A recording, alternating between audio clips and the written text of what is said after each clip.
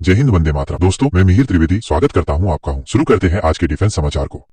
F-35 की बिक्री को लेकर एक बड़ी अपडेट सामने आई है, जो कि भारत के डिफेंस सेक्रेटरी ने कही है। उन्होंने साफ तौर पर बोल दिया है कि अमेरिका की तरफ से हमें F-35 के बारे में कोई भी प्रस्ताव नहीं मिला है, भले ही इस बारे में अटकलें हमारी जो मीडिया है वो लगा रही है। और साथ ही डोनाल्ड ट्रंप ने जो F-35 की बिक्री को लेकर बात कही थी, उसे लेकर भी ये कहा गया है कि ऑफिशियली कोई बातचीत नहीं हो रही है दोनों देशों के बीच में F-35 को लेकर। ये नहीं, रक्षा सचिव ने आगे बताया कि अगर चर्चा होती है तो ये हर किसी को पता भी चल जाएगा। इससे तो आप एक बात समझ सकते हैं कि भारत की इंटेंशन F-35 को लेकर बिल्कुल भी नहीं है। भले F-35 एक बेहतरीन स्टेल्थ फाइटर जेट क्यों नहीं है, भारत ये बात भी जानता है कि F-35 अमेरिकी गवर्नमेंट का इसके ऊपर कड़ा नियंत्रण रहेगा, एक्सपोर्ट की शर्तें हमें माननी पड़ेगी, लेकिन ये फाइटर जेट भारत के लिए एक बेहतरीन ऑप्शन जरूर है। दूसरी सबसे इंपॉर्टेंट बात दोस्तों यहाँ पर यह है कि हमारा डिफेंस बजट सीमित है। अगर F-35 को अगर हमें लेना ही है तो इसके लिए हमें काफी खर्च करना पड़ेगा, हमें बाकायदा इसके लिए बुनियादी ढांचा बनाना पड़ेगा, इसकी लाइफ साइकिल रखरखाव में जो खर्च आता है वो भी हमें मेंटेन करना पड़ेगा। इसके अलावा ट्रेनिंग और बाकी की मेंटेनेंस है, इस पर भी मोटा खर्चा आएगा। तो ऐसे में हम यहाँ पर फंस चुके हैं। हालांकि इंडियन एयरफोर्स भी अभी केवल ये देख रही है कि अगर हमारा पड़ोसी मुल्क पाकिस्तान अगर 5th जनरेशन का फाइटर जेट खरीद लेता है तो फिर भारत को 5th जनरेशन के फाइटर जेट को खरीदना बहुत ज्यादा जरूरी हो जाएगा। चाहे हम रशिया से ले, चाहे हम अमेरिका से ले, फिर तो मजबूरी हो जाएगी। दोस्तों, एरो इंजन टेक्नोलॉजी आप सब जानते हैं कि सबसे जटिल टेक्नोलॉजी मानी जाती है। ऐसे में डीआरडीओ ने अब एरो इंजन के लिए आइसोथर्मल फोर्सिंग टेक्नोलॉजी के साथ एक बड़ी सफलता हासिल कर दी है, जो कि एरो इंजन में इस्तेमाल किए जाने वाले हाई प्रेशर कंप्रेसर डिस्क के निर्माण के लिए बहुत ही महत्वपूर्ण क्षमता है। और इस सफलता के साथ भारत ने इस महत्वपूर्ण एरो इंजन कंपोनेंट के निर्माण की विशेषज्ञता हासिल कर ली है, और ये भारत को इंजन टेक्नोलॉजी में आत्मनिर्भर बनाने की दिशा में भी एक बहुत ही महत्वपूर्ण कदम है। और अब इस 2000 metric ton isothermal forge press का इस्तेमाल करके कठिन से यानी कि difficult to deform titanium alloy से एचपीसी डिस्क के सभी 5 जो स्टेजेस हैं उनके प्रोडक्शन को किया जा सकता है। हाई प्रेशर कंप्रेसर यानी कि एचपीसी डिस्क एरो इंजन का सबसे महत्वपूर्ण हिस्सा होता है, जो कि कंबंशन चैम्बर में एंटर करने से पहले हवा को हाई प्रेशर में कंप्रेस करने के लिए जिम्मेदार होता है। और इस तरीके के डिस्क को एडवांस मटेरियल्स जैसे कि टाइटेनियम एलॉय से ही बनाया जाना चाहिए। तो ये एक बहुत बड़ी उपलब्धि है भारत के एरो इंजन के क्षेत्र में।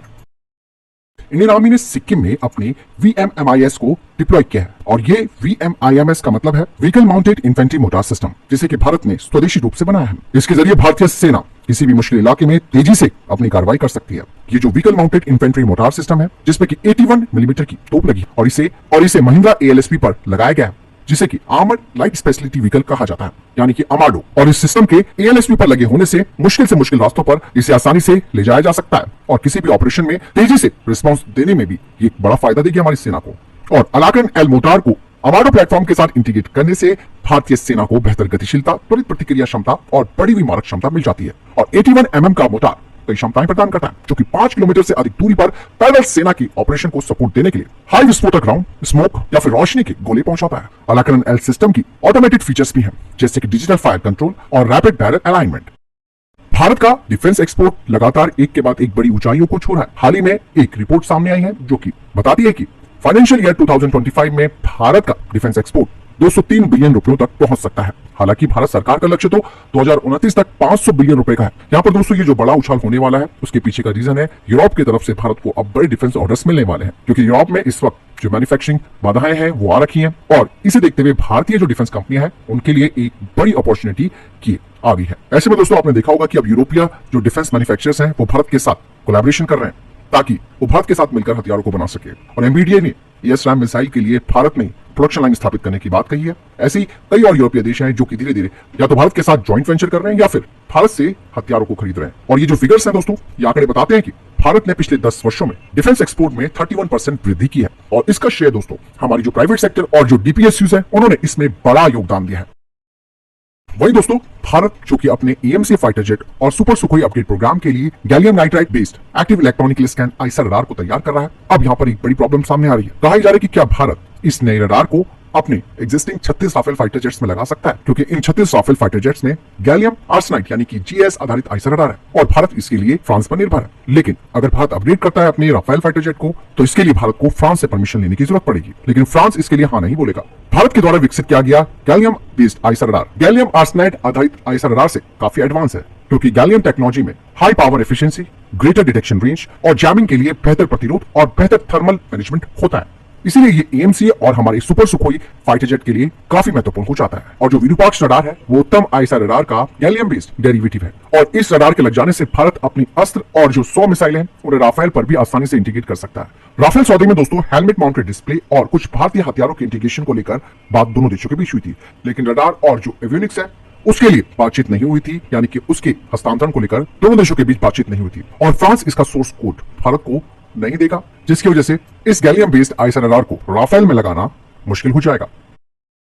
भारत की private sector firm triple S defence ने अपनी नई मनोहर 72 जिसे कि M72 कार्बाइन कहा जाता है, इसका उन्हें उत्तर प्रदेश पुलिस से एक कॉन्ट्रैक्ट मिला है और इस M72 की जो कीमत है वो 93,000 रुपए पर यूनिट है। मनोहर 72 या M72 जो कि एक 5.56 × 45 mm नाटो कार्बाइन है, इसे क्लोज क्वार्टर बैटल यानी कि सीक्यूबी के लिए तैयार किया गया है और उत्तर प्रदेश पुलिस ने M72 की 2000 यूनिटें खरीदी है और इस टेंडर प्रोसेस में ट्रिपल एस डिफेंस ने सबसे कम बोली लगाई थी। हालांकि कंपटीशन में ordnance factory boat, Trichy assault rifle यहां पर थी, AK 203, SIG 716 और भी अन्य कॉम्पिटिटर्स इसमें शामिल थे, लेकिन ट्रिपल एस डिफेंस ने इस कॉन्ट्रैक्ट को हासिल किया।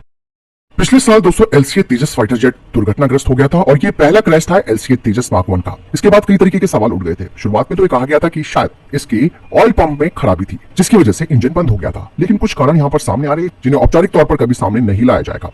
कहा यह जा रहा है कि हो सकता है कि यहाँ पर जो निरीक्षण किया जाता है उसमें एक बड़ी चूक हुई है, यानी कि फाइटर जेट को जब उड़ान के लिए तैयार किया जाता है तो उससे पहले इसकी पूरी चेकिंग की जाती है, हेल्थ मॉनिटरिंग होती है, उसे लेकर ये बात कही जा रही है। डिफेंस एक्सपर्ट्स कहते हैं कि इस दुर्घटना के लिए ऑयल पंप कोई जिम्मेदार नहीं था, बल्कि पायलट ने उड़ान भरने के तुरंत बाद इंजन का शोर देखा जो कि कहीं ना कहीं मैकेनिकल प्रॉब्लम का एक बड़ा सिग्नल था और कहा जा रहा है कि शायद जो तेल का स्तर इस फाइटर जेट में था वो पूरा नहीं था और ऐसे में कोई तेल पंप में खराबी नहीं थी। मतलब ये कि जैसे कि गाड़ी में पेट्रोल कम होता है लेकिन उससे तो आप कहीं पर रुक तो सकते हैं या वो अपने आप रुक जाएगी, लेकिन फाइटर जेट के साथ ऐसा नहीं होता। हालांकि इस तरीके से ये एक बड़ी गलती हो सकती है क्योंकि ग्राउंड क्रू दोस्तों इसके लिए जिम्मेदार होता है। अगर उन्होंने इसका निरीक्षण सही नहीं किया तो ये एक बहुत बड़ा फेलियर माना जा सकता है, क्योंकि प्री फ्लाइट चेक के दौरान ऑयल के स्तर में किसी भी तरीके की कोई विसंगति या रिसाव के सिग्नल्स आते हैं तो उसका पता चल जाता है, क्योंकि इंजीनियर फोर्स आमतौर पर काफी कठोर प्रोटोकॉल बनाकर रखती है इन चीजों को लेकर। लेकिन अगर किसी से चूक हो गई है तो फिर इसका कुछ कहा नहीं जा सकता है। भारत की next generation nuclear attack submarine यानी कि SSM को लेकर एक बड़ी अपडेट सामने आई है, जिसमें कहा जा रहा है कि अभी फिलहाल इस पनडुब्बी का डिजाइन फेस में है और 2029 से इसकी शुरुआत हो सकती है। वही जो डिफेंस सोर्सेस है वो बताते हैं कि इस SSM का डिजाइन खास तौर से अलग होगा। इसका सिलेंड्रिकल हल प्रोफाइल होगा जो कि हाइड्रोडायनेमिक रेजिस्टेंस को कम करेगी और पानी के नीचे इसे साइलेंटली चलने में सक्षम बनाएगी, जो कि स्टेल्थ ऑपरेशंस के लिए काफी महत्वपूर्ण विशेषता होती है। और ये पनडुब्बियां दोस्तों दुनिया में सर्विस में मौजूद इस क्लास की जो भी पनडुब्बियां हैं उन्हीं के बराबर होंगी। इसकी स्टेल्थ टेक्नोलॉजी में बेहतर सुधार किया जाएगा, इसकी गतिशीलता भी बढ़ी हुई होगी और सबसे बड़ी बात इसकी कॉम्बैट इफेक्टिवनेस भी बढ़ी हुई होगी। शुरू में ये कहा जा रहा था कि 10,000 टन इसका डिस्प्लेसमेंट होगा, लेकिन अब कुछ डिफेंस सोर्सेस से बताते हैं कि इसका जो डिस्प्लेसमेंट है वो 7,000 टन से अधिक होगा और 2030 से इसका डेवलपमेंट शुरू हो जाएगा, क्योंकि भारत सरकार SSM प्रोग्राम को मंजूरी दे चुकी है, जिसके तहत 2 परमाणु हमला करने वाली पनडुब्बियां तैयार की जाएंगी और ये बिल्कुल नया डिजाइन होगा। आगरा में aerial delivery research and development establishment यानी कि ADRD ने 27,000 फीट की ऊंचाई से कॉम्बैट फ्री फॉल जंप के साथ अपने मिलिट्री कॉम्बैट पैराशूट की क्षमताओं का सफलतापूर्वक प्रदर्शन किया है। वहीं दोस्तों चाइना का J-15 फाइटर जेट एक ट्रेनिंग एक्सरसाइज के दौरान दुर्घटनाग्रस्त हो गया। हालांकि इनका पायलट सफलतापूर्वक बाहर निकल गया। यहाँ पर दोस्तों अब जो मार्टिन बेकर है जो कि इजेक्शन सीट्स बनाती है वो हर बार कोई ना कोई आंकड़ा जरूर दे देती है कि उन्होंने इतनी जानें अब तक बचा ली है, लेकिन इस मामले में उनका कुछ पोस्ट सामने नहीं आएगा क्योंकि चाइना खुद ही इस तरीके की सीटों को बनाता है। आज की वीडियो में इतना ही। मिलते हैं दूसरी अपडेट के साथ। आपके लिए कमेंट बॉक्स खुला है। वीडियो को लाइक कीजिए, दोस्तों को शेयर कीजिए और चैनल को सब्सक्राइब करना ना भूलिए। जय हिंद।